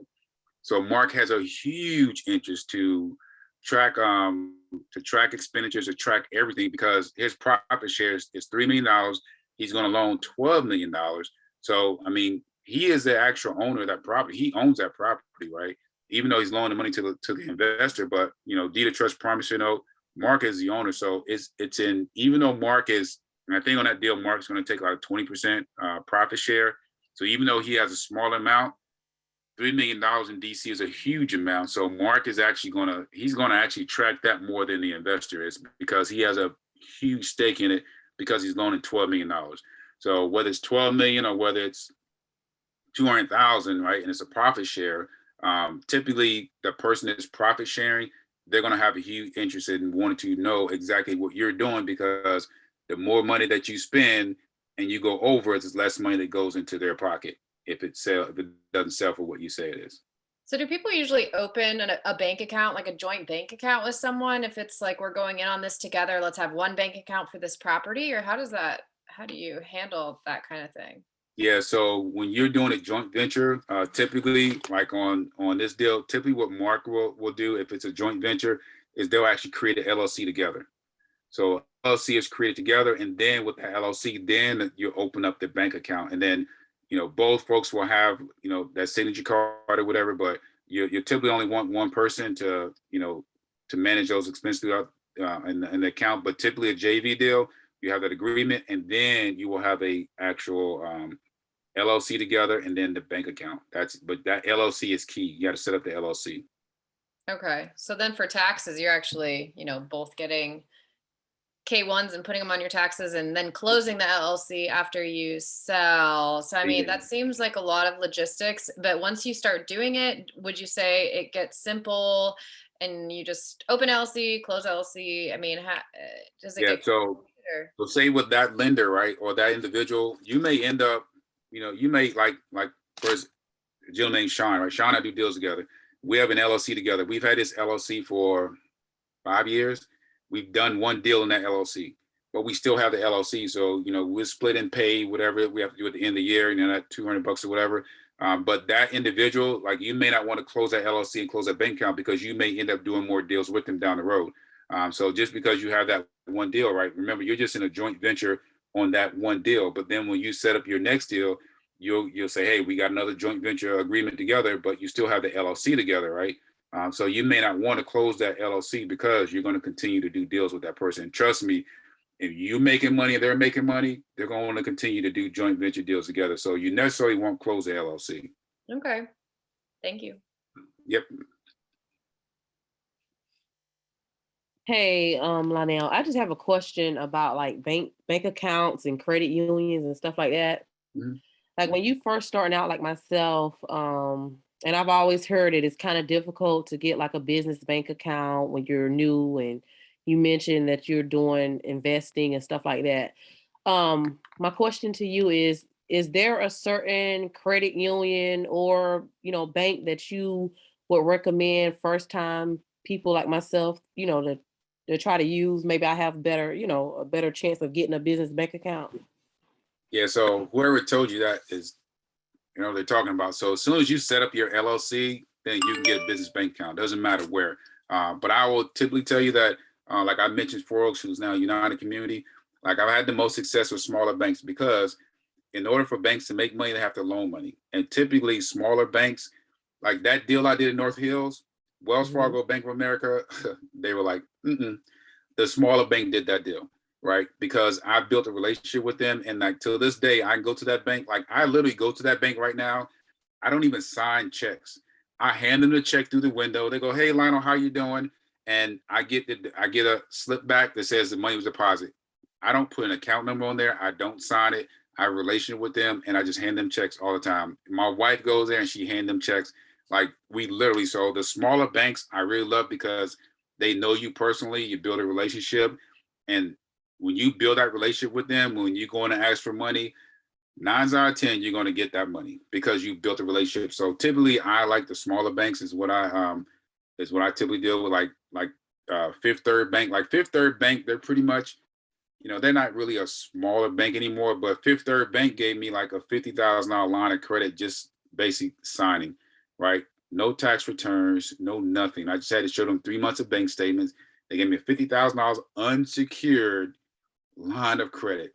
Fifth Third Bank on Tryon Road in Cary. Just need to have 2 years of business experience. If you don't have 2 years, then partner with someone and use their credentials from their business. But if you guys didn't get that, Fifth Third Bank on Tryon Road in Cary, $50,000 line of credit, no doc, unsecured.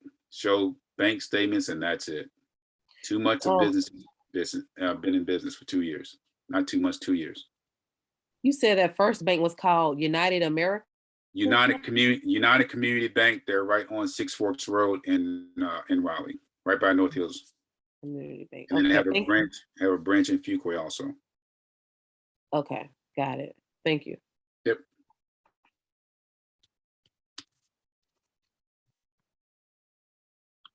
Get your questions out there, folks. This is free information that folks have to pay for.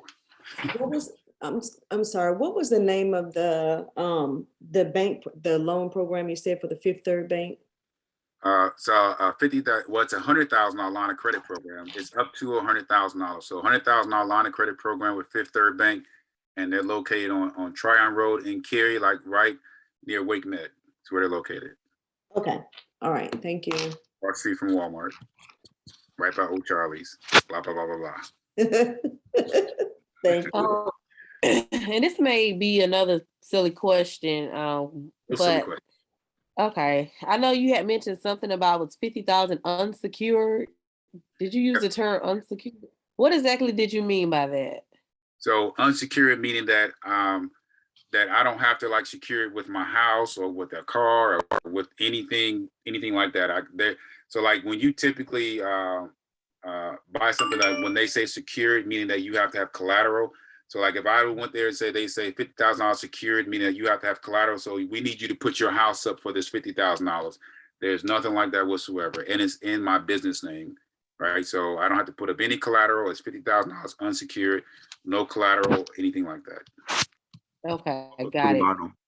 Also, too, you might want to mention that there's no PG, no personal guarantee. That it's not based on your, it's all based on your business established.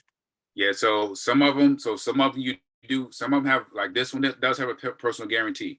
It's still my business name and it does have a personal guarantee. And then some, like you just said, some do not have a personal guarantee.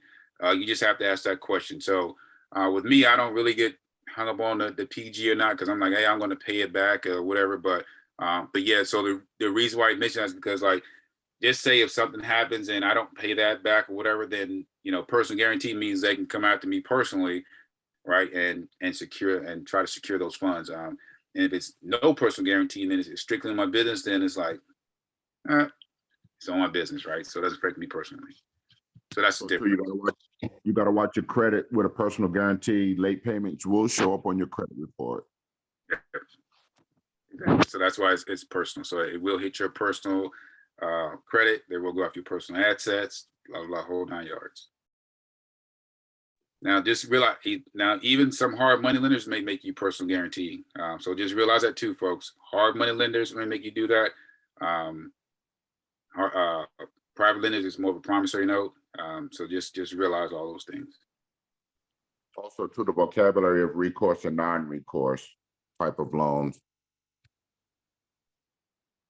Say again. The difference between recourse and non-recourse, as far as just the asset being the recourse that the lender can come after, as opposed to recourse of you personally, your assets, your history, and so forth.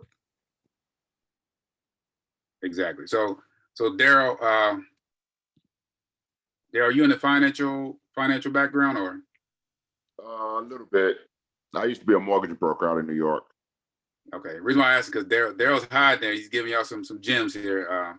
So there are. So you used to be. So you're no longer in that business, or do you do any private lending or? Not at this time. I'm still getting familiar with the areas down here in Charlotte before I branch out to private lending and back in that Okay. arena. So you're in the Charlotte? Are you in the Charlotte area down there in our Charlotte chapter? Yes, sir. Okay, good. Okay, well, good. Well, hey, welcome.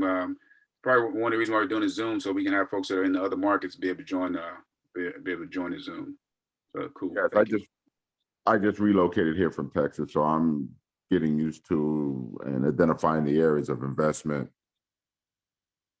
Got you. Okay. Well, hey, well, thank you for your input for the group. I appreciate it. I missed you at the Unibus. You were working on a project that was a fire burnout with another gentleman over there, and I believe it was Gary. Yep. The one in Durham. Yes, Durham. I believe it was Durham. Yeah, it's in Durham. Yep. We're still working on How's that that project? Did you tear it down or did you? No, build up still from working the- on it because the city of Durham is just checking us once again through permits, which is a pain in the butt. But still working on the house. So have you decided whether you're going to tear it down to the first floor and go from the first floor back up or completely down to the slab? Yep. No. 'Cause that was So one- no, that just was one of the questions they gave us to decide, well, what would you do with this? You know, it was a workshop that, you know, what would you do if this was your project? Would you do a tear down or would you go from the first floor back up, seeing how the roof and everything was burnt out? So let me tell you what I told him. I told him that I would tear it down and rebuild. He said he wanted to rehab the house. So right now, that house, we've got the roof that's completely open right now. We're rehabbing the house for him, but he had a goal of $80,000, and that's just not going to happen. It's $20,000 right now just in framing. So, and that's labor. That's not including materials. So if he'll listen to me, I think he would have saved money, but I think he's going to spend a lot more money than he thinks he's going to spend. Excellent. Also with just getting materials with the backup of supply, you know, I think would have been a better idea, like you said, to do a tear down. Yeah, and the thing was, like, material costs have gone down some, but it's still expensive. But like I said, it's just he's already, so it's his money. That's fine. We'll make money off labor, but it's his money, and he can do what he wants to do with it. But yeah, that's what I would have done with it. I would have just tore it down. Excellent. Good luck with it. Pleasure to meet you. And I'll probably be at your workshop. Got you. Okay, look forward to meeting you. Lionel, we have a Same. question in the chat. Okay. Leslie is asking if she were to not use a private lender for a first time, is there a bank lender that you would recommend? Is that kind of the same as what you were saying earlier, going into a bank? Yeah, so a lot of banks don't play ball with what we do. So you'll typically be stuck with a lot of hard money lenders. If I had to recommend a hard money lender, I like Funders Flip. We do also have lenders that are within the RIA. So at the next main meeting, I would employ you to speak with some of those lenders at the next main meeting. But like I said, I also like Funders Flip. A lot of different hard money lenders. Like I said, they have their different terms. Some are more flexible than others.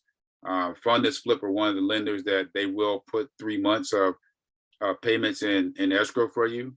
They will do that for you as a service, but they will also, that's probably like one of the mandatory things that they do, is that they will put 3 months in escrow for you to pay your first 3 payments. And then after that, you have to make those payments yourself.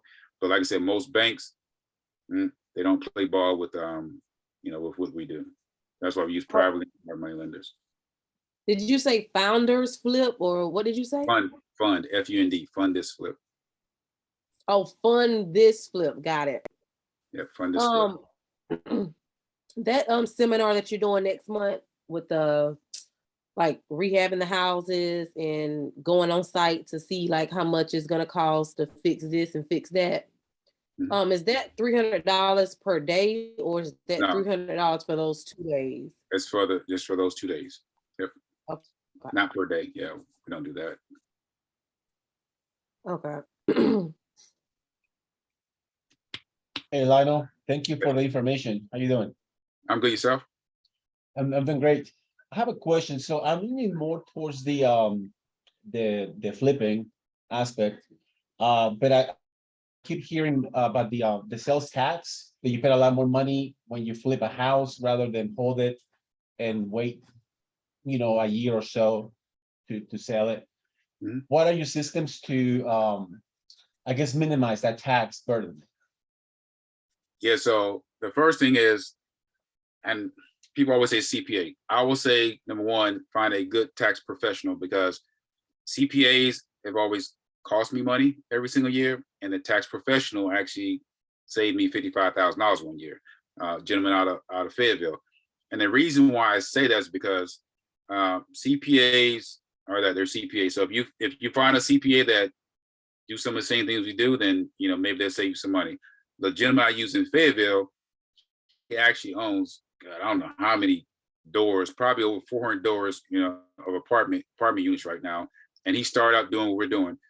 So he also has a tax business, and he was the one that actually got me a $55,000 credit one year that my CPA, who's certified, missed for the past 3 or 4 years, and who always had me paying taxes, and had to pay him a almost $2,000 bill, which Jerome only had to pay $600, right? So I always say find you a good tax professional, because they're going to show you and different things. And the reason why I say I like Jerome, because he's a real estate investor. So a lot of things and things that he found for me that the CPA didn't, because the CPA just didn't understand, like a lot of things that I did in real estate. And Jerome, he's like, hey, I found this $55,000 your CPA failed to take out for you. And oh, by the way, your CPA, he didn't do this on your rental properties, blah, blah, blah, X amount of years. And I was just dumbfounded, because I'm like, well, I thought the CPA knew what the hell he was doing, right? But, Jerome, he was actually able to find a lot of stuff, because he owns apartments and he flip houses and the whole 9 yards, and has a tax business himself down in Fayetteville. But the most of what I do is keep good records, number one. So if I got a house where I've spent, say $150,000 right between my contractors and materials, like I'm writing mostly all that stuff off. However, there's a caveat to that. But just make sure you have that you're going to 1099 all these folks. Remember, anything over $600. So make sure before you pay any money out to anyone, you have a W-9 and you get their information, because you need to have that for your taxes, right? So you can write that off, and then keep track of your materials so you can write that off. But what I will tell you is that every year, like when I started, I was writing everything off, right? It's like I was making money, but I wasn't making money, if you know what I mean by that. So on paper, I was making squat, because I was writing everything off. And then I was like, oh, let me go to the bank and see if I can borrow money from the bank. And then the bank looked at me and was like, why are you here? You're not making any money. I'm like, well, I am making money. Well, not on paper, you're not. So you got to be careful with that, right? Of how much you write off, because when you start wanting to borrow institutional money, if you're not showing anything, they're not going to loan you money. Now, you heard me mention Fifth Third, which is a no doc. They don't ask for tax returns, right? For that line of credit.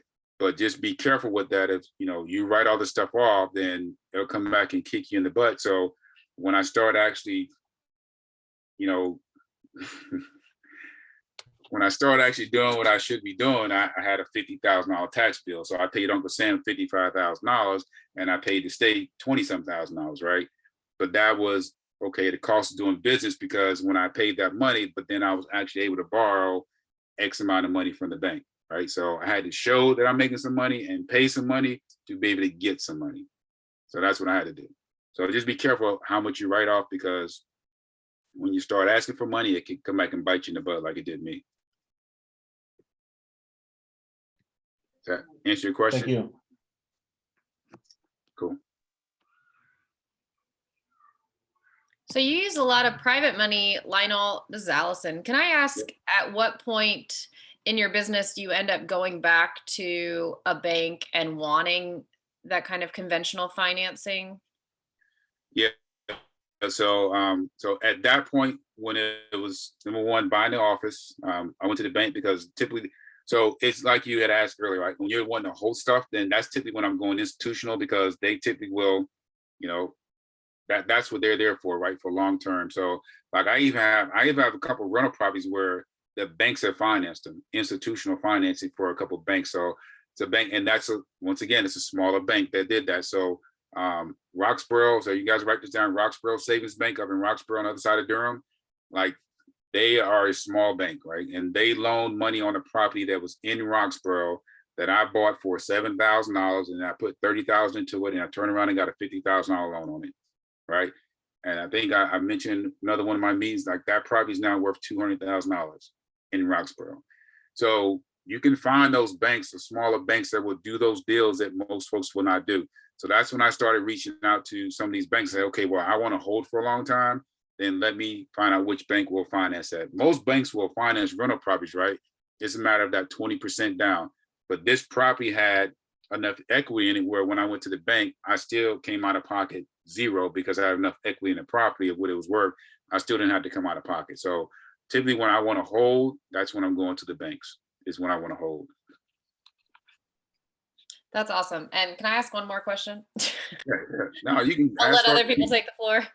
ask all you- I am interested in what makes someone like you, like a very seasoned, know what you're doing investor, be interested in a newer investor's project. What things are you looking for? What kind of, I mean, I know you get a lot of people looking for your skill set and advice. They come to you with a property. Hey, do you want to partner with me? What lights your eyes? What makes you interested in working with someone? So I wish this gentleman was on a call tonight, but he's not. So I will give you a story. So I had this gentleman reach out to me. He's in the area. He reached out to me once. He's like, "Hey, I'm so and so, and I want to do this." And I'm like, yeah, "Okay." I was like, matter of fact, it was on a Zoom. He's like, "Hey, I wanna work and come out to one of your projects." I was like, and I text and he sent me a private, and I said, "Hey, I'm busy. I don't have time." That's what I sent to him, right? And then and he contacted me again about another 3 weeks later. He's like, "Hey, I'm so and so, remember me?" And he's like, "Hey, I want to come out to one of your projects." I said, "Well, here's the address. If you want to come out, take a look." I said, "But I can't tell you when I'm gonna be there." And then he reached out to me again, and I said, "Okay, he's serious now." And so I still talk to him to this day because we're right now probably gonna do a deal together in Durham, and he's actually finding the private money that we're gonna raise for the deal. And I have the deal, which is it's for single, like if you guys don't know in Durham, so Durham right now, they're in this big whole affordable housing thing. So like they'll take one lot and split it up into like 4 houses. So we have this lot in Durham that my JV partner, I told you it. So it's 4 houses on 1 lot that we're doing. And this gentleman is actually raising the capital to put down for closing costs on this deal. So typically, if I want to work with someone, it's got to be something like that. They show me motivation, and then they can bring a deal. Or like, it's like, okay, to work with someone, it's like, you just don't want to come to me and say, "Hey, you want me to give," right? And then you don't have anything in return. So it's got to be a win-win for both parties. So it's like, okay, he's going to raise X amount, and then he's also going to be in the LLC with me and the other gentleman. So we're actually going to bring him in and put him in the LLC together. So not only is he raising the money, but we're building 4 houses. So he's actually going to make money off the deal. So we're just not like having to raise capital and not paying him anything. So he's going to be in the LLC together, and then myself and other gentlemen, we're going to build a house. And then since he brought the money, just like the Georgetown deal, since he brought the money, then we're going to let him make money off the 4 houses that we're going to sell. So it's just got to be something like that, to where all parties can eat, and it's a win-win for both parties. That's typically like those I work with folks. Very cool. So Lionel, I have a question, and I'll just go ahead and get off, put my video on. You talked about if you're paying someone over $600 to get, what is it, a W-9? Yeah, so anything over $600 that you pay out of pocket, then you need to have an invoice for it, or you need to get a W-9 form. Okay, invoice or, because I was thinking, if you hire like a plumbing company and they did the work, you have the invoice, you don't have to have. Correct. Okay, all right, that's what I need to clear. Thank you. Okay, you're welcome.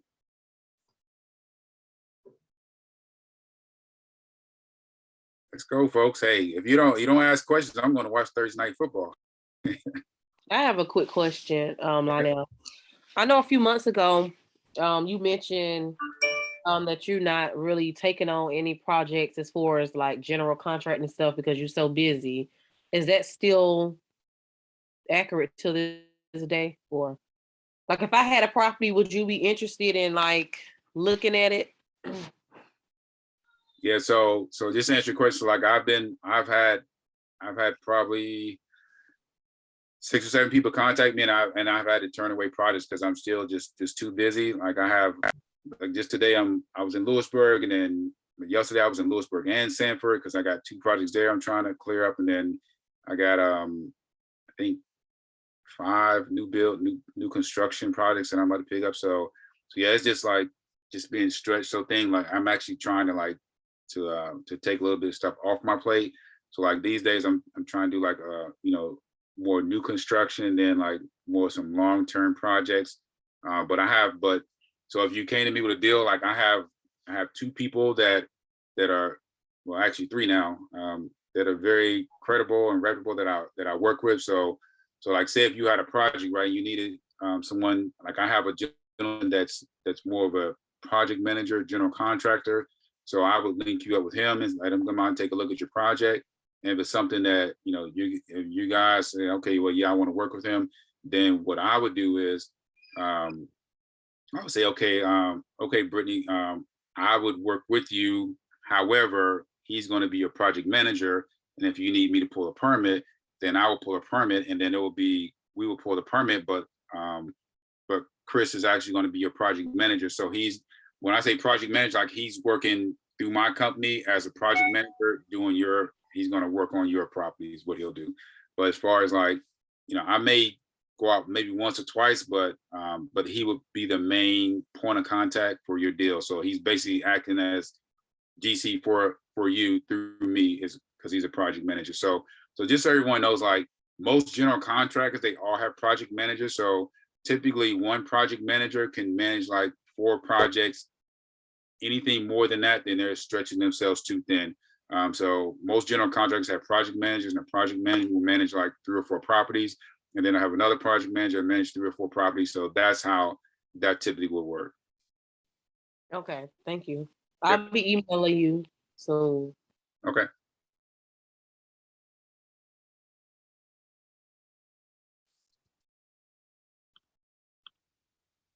Anyone else? Let me see. We don't have a list there.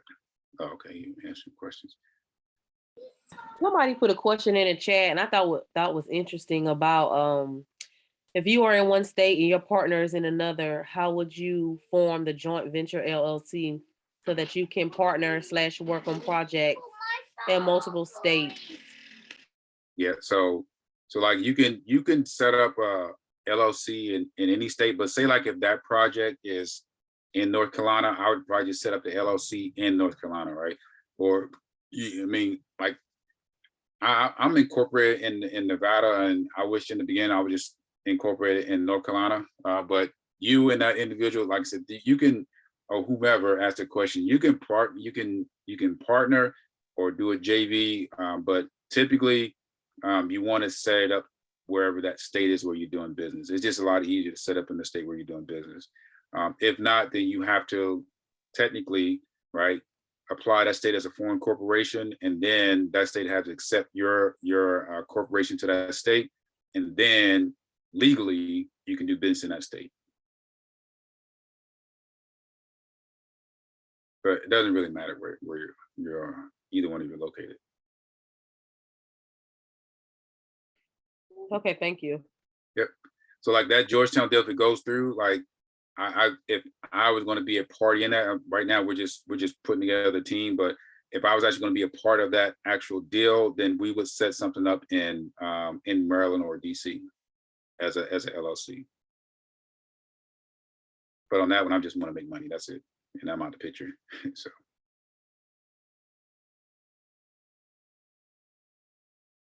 All right. Anyone else? Got 26 people still on here. Anyone else got any questions? Allison, anything else in the chat?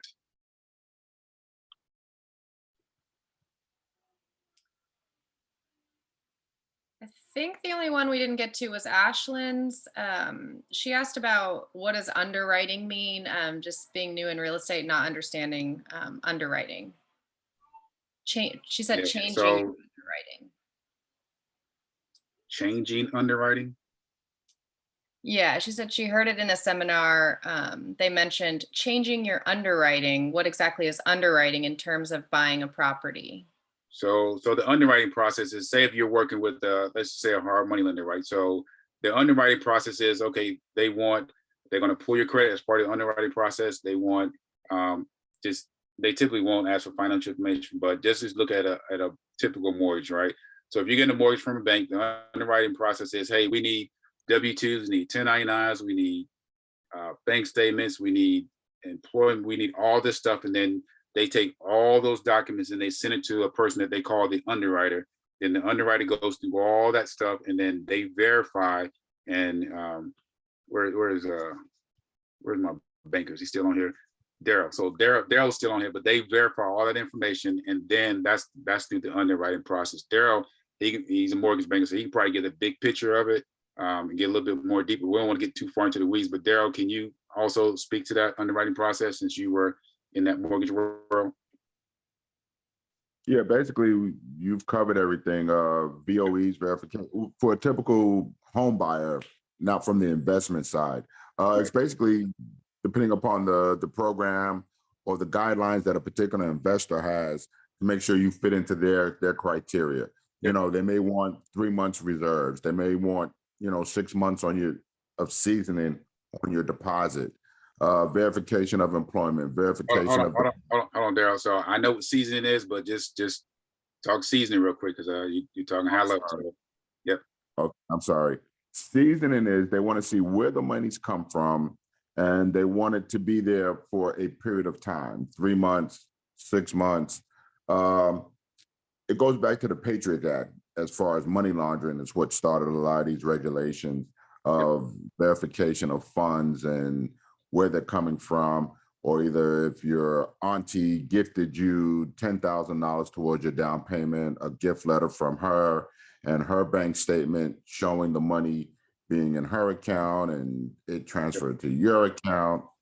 So pretty much it's fitting into the guidelines of the investor and particular programs, whether it's a 3% down, FHA, 5% down, or if you're getting into the investment realm of 20% down,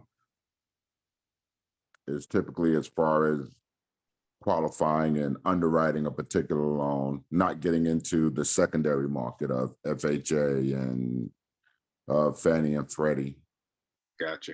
Yep. So yeah, Daryl, I don't want you to get too far in the weeds. You're gonna get a million other questions, but I know exactly what you're talking about. But because you mentioned 10,000, 10,000 is a whole other thing, so we don't want to get too far down. But yeah, Yes, sir. yeah, like Daryl says, all those things in a nutshell is that underwriting process. So I think I saw another question come in too. Was there another question? But Daryl, thank you very much. I really appreciate that. You're welcome, sir. Lionel, do you see Angel's question in the chat? Yeah, I'm trying to get down there, starting to.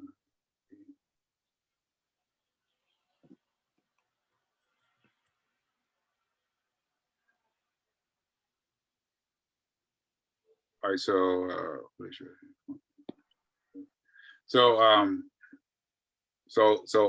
Angel, so just your question, right? So I mentioned earlier, like I'm in corporate Nevada.